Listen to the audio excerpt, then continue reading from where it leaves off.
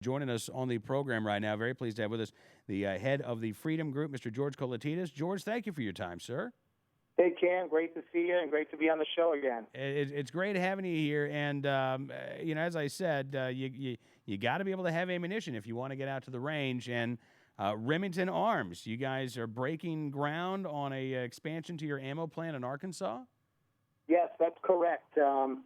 It's a historic event for us. We've invested $32 million into the state of Arkansas. We currently produce the majority of our ammunition in Arkansas, although we also own Barnes Bullets, which is based out in Utah.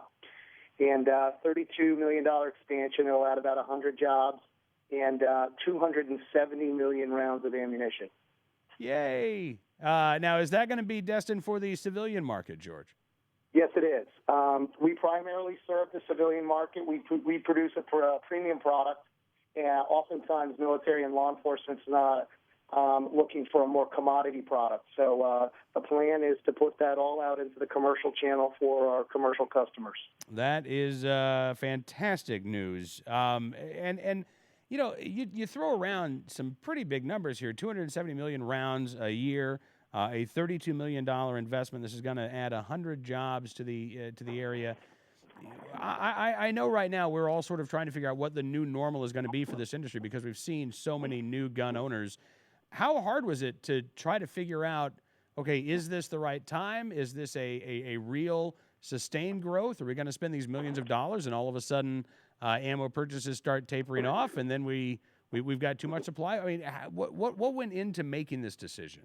Boy, Kim, I'll tell you, it's a great question, and it was not easy, and it involved many experts, talking to our friends at the NRA, talking to our friends in the distribution channel at Bass Pro, Cabela's, Gander, the wholesalers, doing industry research, getting out and talking to the individual consumers to try to get a handle on what we thought the future would bring and what would be sustainable.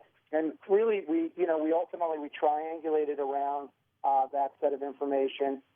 A couple of key factors, and you nailed one of them. Just the total number of gun owners has increased materially over the last 5 years, which is really, really, really important, not only to our ammo business, just to the overall health of our sport.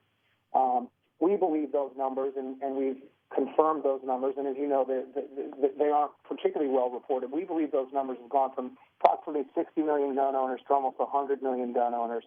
And the number of firearms in the U.S. is approximately 300 million.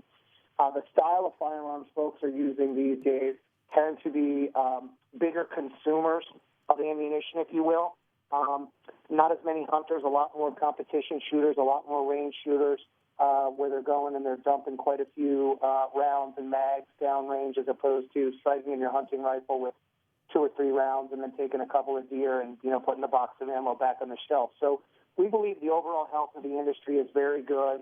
Our retail partners believe it's very good. The number of square footage of retail space coming online over the next 3 years is 6.5 million square feet of new stores supporting the hunting and shooting sports. So it's a big investment. I hope our analysis is correct. You and everybody else, I think as well, George. And so to that end, how is the ammunition supply right now? I said for me in my area anyway, things are gradually getting better. We're starting to see some calibers pop up on the shelf more frequently, although 22 long rifle seems to be lagging behind for some reason. Are you seeing things start to stabilize a little bit? We still have incredibly strong demand. And our customers are still pushing us, and by customers I mean the Bass Pros, not the end user, not the consumer, are still pushing us very hard. We're running in our existing facility 24/7. We run 4 shifts there, and we've put in a lot of lean and other type of improvements into the facility to try to get the existing older equipment to produce more highly. We've actually taken that facility up from 2.2 million rounds per day 5 years ago to 3.2 million rounds per day today. So still, the demand still seems to be very strong. And as you know, we're going into a good part of the season here with hunting and sort of shooting season coming on in the fall. So we've not seen a slowdown. We think that while the government or the left would like you to believe that there's a bunch of right-wingers just hoarding the ammo, that's not what we're seeing. We're seeing people getting out shooting. They're enjoying the sport, and we think there's some longevity to that. I have to say, I think that you're right, George. I think that we are seeing. I think I don't know what if it is necessarily a shift in mindset, but we're seeing more and more Americans. They want to be capable. They know that they're competent in a lot of ways. And we have all of these folks like Mayor Bloomberg telling us every day, no, you're not. You can't do this. You can't do that.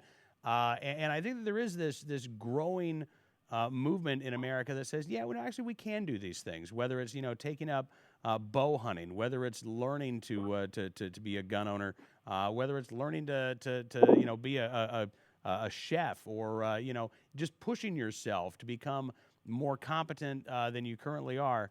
And I think the number of new gun owners and the number of people who are getting trained and becoming right to carry holders is a prime example of this. Isn't it nice to see Americans acting like Americans? Absolutely. We've always been a country of self-reliant, self-sufficient people, and it's important we continue to think about that, whether it's, learning a new skill like cooking, or learning a new survival skill like bow hunting, or just taking up a new hobby like playing guitar. To me, that's the American way. Absolutely. And I hope more and more folks continue to take up the shooting sports, continue to take up hunting, continue to exercise their Second Amendment rights. And George, thank you so much, sir, for coming on the program.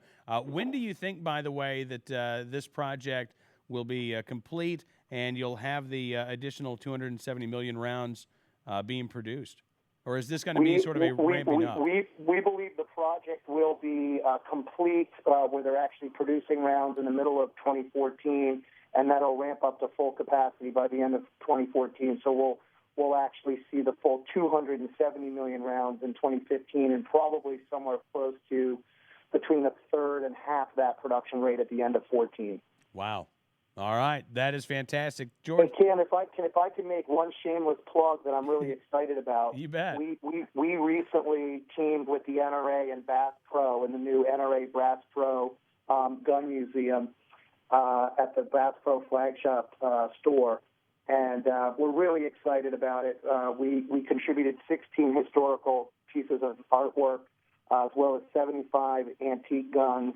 And we're really hopeful that folks will get out and go see that. It's an incredible history going all the way back to when Remington was founded in 1816, and really sort of tracks the company. And the company's history is really the country's history. So appreciate you letting me plug that. Absolutely. As a matter of fact, I'll continue the plug because later on in the program, we're going to have our first of, I believe, 6 or 7 editions of the Curator's Corner from the NRA National Sporting Arms Museum there at the Bass Pro in Springfield. And so I'm guessing, George, that we're going to actually be seeing some of those firearms that Freedom Group donated there. Well, good. Well, wonderful. Well, listen, it's always a pleasure to be on, and keep doing what you do for America. George Kollitides, thank you so much for your time, sir. Really appreciate it. Look forward to talking again very soon. Thank you. Thank you, sir.